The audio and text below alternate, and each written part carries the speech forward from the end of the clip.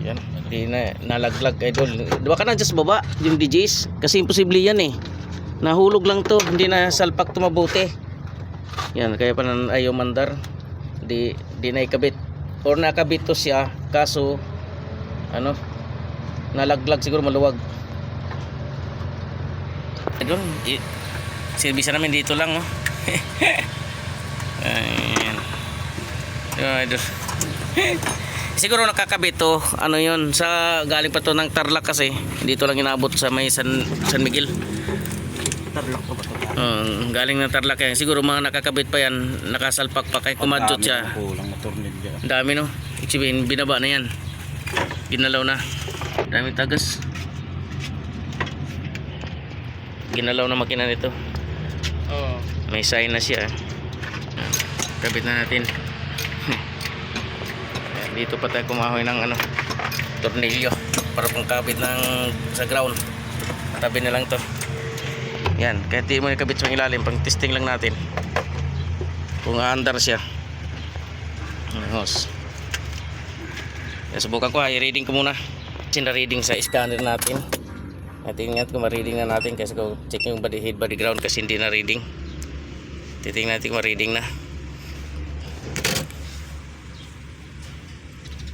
Mukhang ayaw, may issue din tong iba kasi hindi mahina sa mag-reading. Yung air cleaner nakabit mo na? Map sensor? Yeah. Ayaw pa rin ma-reading? Ayaw pa rin ma-reading? Yes.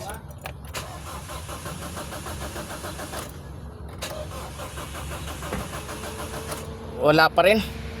Tingnan mo, apakan ko yung gas ha, kung mag-open butterfly. Narinig mo? Tingnan mo kung nag-open. Yo, nakaapak na. Wala. Patay tayo dyan. Wala. Nag-open. Wala talaga. Isa pa. Wala. Wala talaga.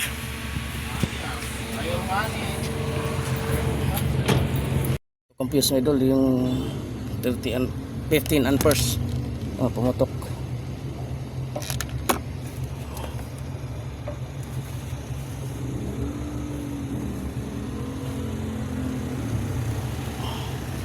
Yan. Pumutok ang fuse. Okay. Yan mga idol, nare-reading na siya. Ibig sabihin goods na. I-start na natin. Uy. Yan, andar. Andar na mga idol.